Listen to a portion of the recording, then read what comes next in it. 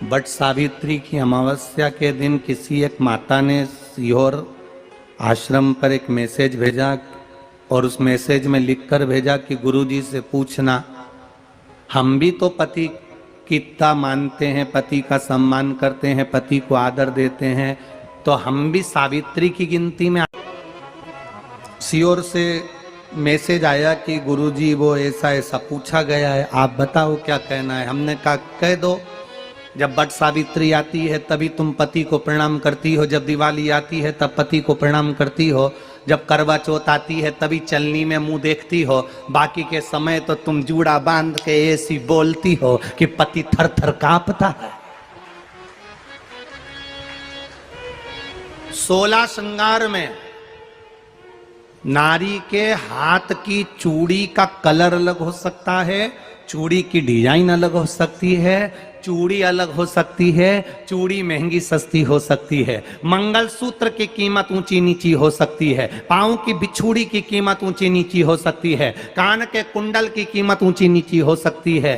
तुम्हारे शरीर पर जितने जितने 16 श्रृंगार हैं उसकी कीमत ऊंची नीची हो सकती है। केवल मंगलसूत्र की डिजाइन बदल सकती है, नाक की लौंग की डिजाइन बदल सकती है, कान के बुंदे की डिजाइन बदल सकती है, हाथ की चूड़ी की डिजाइन बदल सकती है, पांव की पायल की डिजाइन बदल सकती है। केवल नारी के 16 श्रृंगार में एक श्रृंगार ऐसा है जिसकी कीमत जो पहले थी वही कीमत आज तक है और उसकी डिजाइन आज तक नहीं बदली। वो मांग का सिंदूर है, एक जैसी डिजाइन है और एक जैसी कीमत है।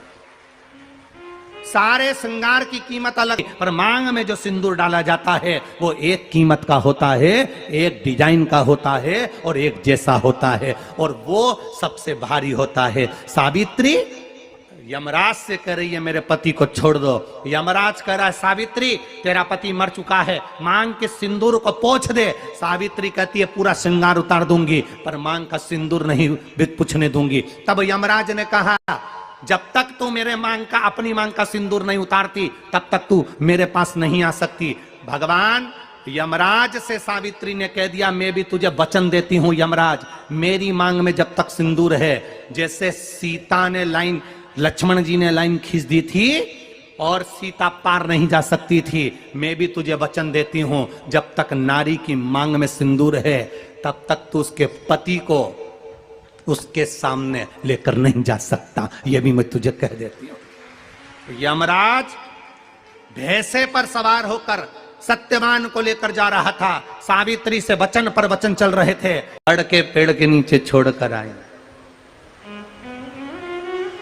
क्या चाहिए तुझको, क्या चाहिए तुझको, क्या दूं मैं तुझको,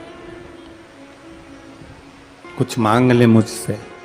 सावित्री कहती है क्या दोगे आप, मेरे पति के प्राण दे दो बस वापिस, और कुछ नहीं चाहिए। यमराज यमलोक में प्रवेश करने लगा।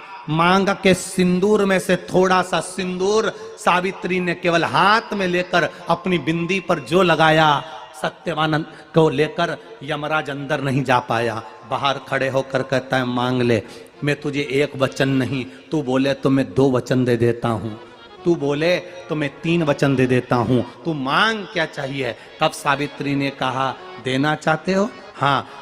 अब यमराज को लगा कि लालच में पड़ गई सावित्री। तब कहा पहला वचन दीजिए, मेरे अंधे सास ससुर के नेत्र वापिस आ जाएं। यमराज ने कहा तथास्तु। दूसरा वचन दीजिए, मेरे सास ससुर अपने पोता पोती का मुख देखें। यमराज ने कह दिया तथास्तु।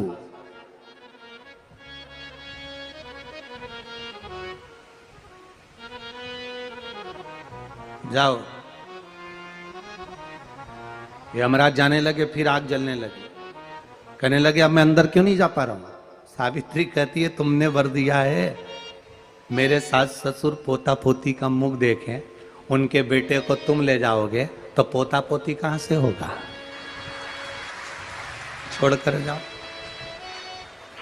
सावित्री है, पति को वापिस लेकर आ गए। कर्जा मुक्ति के लिए सारे वृक्षों में अगर कोई श्रेष्ठ वृक्ष माना गया है तो वो बट का वृक्ष माना गया। महाराज। इसलिए प्रशासनिक कार्य के लिए, मानसिक टेंशन में, परेशानियों में बटकेश्वर महादेव का स्मरण किया जाए। और यदि निवेदन करूंगा, बहुत ज़्यादा यदि आपको कर्जा हो गया है, बहुत ज़्यादा कर्जा हो गया और वो कर्जा चूक ही नहीं रहा, तो थोड़े दिन बड़ के पेड़ के नीचे आप बटकेश्वर महादेव के लिए 1 लोटा पानी, उसमें थोड़ा सा पिसा हुआ चावल पीस के गला लेना, चावल को, और पीस लेना, पीस के उस पानी में मिला लेना और मिलाकर उसमें थोड़ी सी हल्दी पिसी हुई डालकर बटकेश्वर महादेव के नाम से बड़ के पेड़ के नीचे अपनी कामना कर कर जो कर्जा हुआ है उस कर्जे का भान देते हुए, स्मरण देते हुए छोड़ दे। महाराज 2 या 3 सोमवार एक ही जगह पर करना। 3 सोमवार बाद वहीं से बड़ के पेड़ की थोड़ी सी जड़ उठा लाना और उस जड़ को कोई धागे में बांधकर या तो अपने गले में डाल लो या अपनी जेब में पटक लो, उसको थोड़े दिन पटक कर रखना, लगभग 2 से 3 महीना पटक कर रखो। वो जड़ जैसे बड़ का पेड़ विस्तार होता है, पानी गिरे ना गिरे, जल वृष्टि हो ना हो, गर्मी पड़े ना पड़े, उसको कोई फर्क नहीं पड़ता। बड़ का वृक्ष आप रूप फैलता जाता, उसकी जड़ें अपने आप प्रबल होती है। उसी तरह ये बटकेश्वर महादेव कहीं से भी अगर जड़ आपके पास में रखी है 1 महीना, 2 महीना, 3 महीना तक, तो ये जड़ अपने आप लक्ष्मी को पकड़कर खींच कर लाती है और कर्जे से मुक्त कर देती है।